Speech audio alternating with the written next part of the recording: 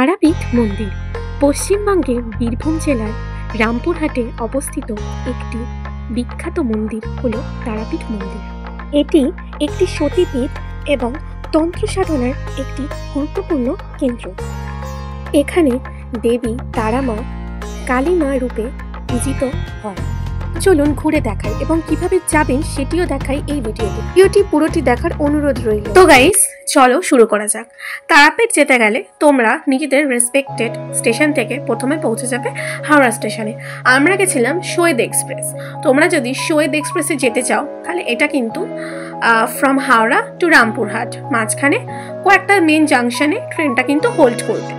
আর শহীদ express কিন্তু হাওড়া থেকে ঠিক 12:30 নাগাদ করে ছাড়ে, যদিও তার হাফ অ্যান আওয়ার আগে কি মাঝে মাঝে 15 মিনিটস আগে ট্রেন কিন্তু রেসপেক্টেড হাওড়া স্টেশনের প্ল্যাটফর্মে দিয়ে দেয়, যাতে যাত্রীগণ উঠতে পারে, সেটাতে কোনো অসুবিধা হয় না। তো আমাদের ট্রেন কিন্তু একদম বেস্টেস্ট এভার। এছাড়াও আমি অনেক ইয়েতে গেছিলাম, অনেক এক্সপ্রেসে, কবিগুরু এক্সপ্রেস, তারপরে আরও অনেক এক্সপ্রেসে আমি গেছিলাম, রামপুরহাট এক্সপ্রেস। মানে সব কিছুর রিভিউটা ঠিক আমার মনে নেই। আমার শহীদ এক্সপ্রেসটার আমি লেটেস্ট রিভিউটা দিতে পারবো। তো বর্তমানে আমরা এখন রামপুরহাটে নেমে গেলাম। ঠিক কারেক্ট টাইমে যে সময় পৌঁছানোর কথা ছিল এক্স্যাক্টলি সেই সময় কিন্তু পৌঁছেছিল। রামপুরহাটে নামার পর তোমরা অটো করে কিংবা টোটো করে তোমরা মেন যে তারাপীঠে আসতে পারো। রামপুরহাটে নামার পরে কিন্তু ওটা কিন্তু তারাপীঠ না, তোমাদের ওখান থেকে অটো করে তারাপীঠে আসতে হবে। Per head 50 rupees per person নেবে। তো এখন আমরা আছি তারাপীঠে। তো দেখো, তারাপীঠ নামার পর অসংখ্য হোটেল পাবে, অসংখ্য হোটেল। তোমরা তোমাদের প্রাইস এবং বাজেট অনুযায়ী নিজস্ব পছন্দ হোটেল বা থাকার লজ যা ইচ্ছা বলতে পারো সেটা তোমরা বেছে নেবে। আমরাও সেই মতন বেছে নিয়েছি। আমরা কিন্তু এখানে ঠিক বিকেল করে পৌঁছেছিলাম, ভালোই ছিল।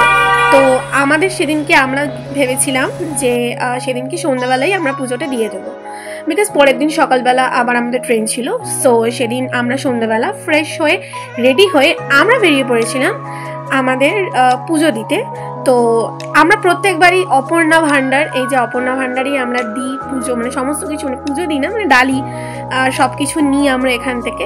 তো এবারের মতন এবারেও আমরা প্রত্যেকবারের মতন অপর্ণা ভাণ্ডার থেকেই আমরা নিই। তো যদি তোমরা চাও তার ডেসক্রিপশন বক্সে আমি নাম্বার দিয়ে দেবো, সেটা থেকে তোমরা কন্ট্যাক্ট করতে পারো। তো বর্তমানে আমরা এখন লাইনে দাঁড়িয়ে, একটা লম্বা লাইনের একটা জার্নি। আমাদের ভীষণভাবে আমরা এক্সাইটেড মাকে দেখার জন্য, পুজো দেওয়ার জন্য। সেই সঙ্গে একটা লাইন, কোনো রকম বিরক্তিতা বোধ আমাদের হয়নি। অনেকক্ষণই আমরা লাইন দাঁড়িয়েছিলাম। আর কি বলতো, আমার পার্সোনাল ওপিনিয়ন, ওই 1000 কিংবা 500 রুপিস দিয়ে এক্সট্রা ফ্রি লাইন কেটে দেখার থেকে যেহেতু ঠাকুরকে পুজো দিচ্ছি, তো ওটা একটা মনের টান, তো সেটা আর কি নর্মাল জেনারেল লাইনে পুজো দেওয়াটাই আমার পক্ষে বেস্ট। তোমাদের কিরম লাগে তোমরা কিন্তু কমেন্ট সেকশনে অবশ্যই জানাতে ভুলবে না। তো সেদিন আমরা আমাদের পুজো দিয়েছিলাম সন্ধ্যাবেলায়। আমাদের পুজো কিন্তু ভীষণ ভালো ছিল। পুজো শেষ, তারপরে আমরা রুমে চলে গিয়েছিলাম। আর এবার তোমাদের দেখাবো পরের দিন সকালের ভিডিও।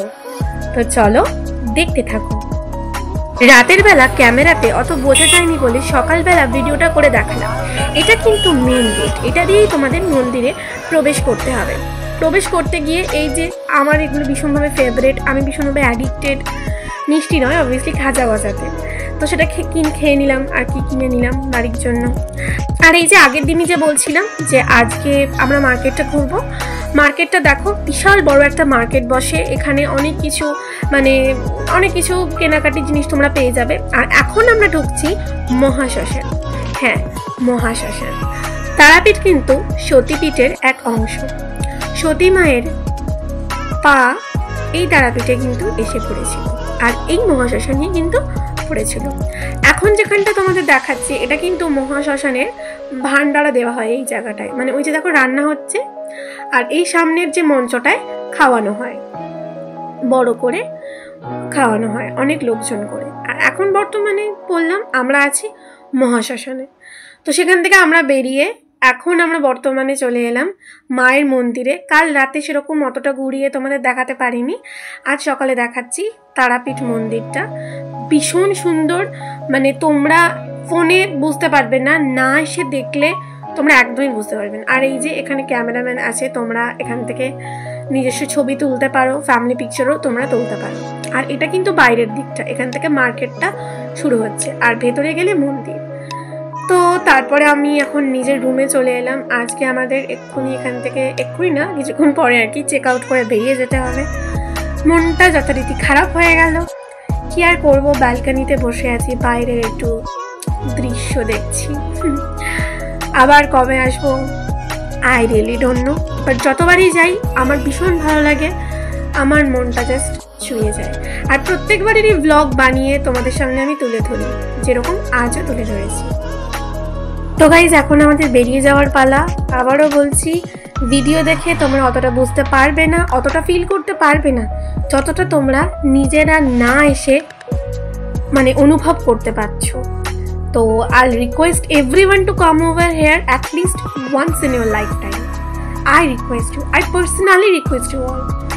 তো আমাদের ট্রেন কিন্তু 1:30 নাগাদ করেছিল। তো ভিডিওটা ভালো লাগলে please to like, comment, share and subscribe.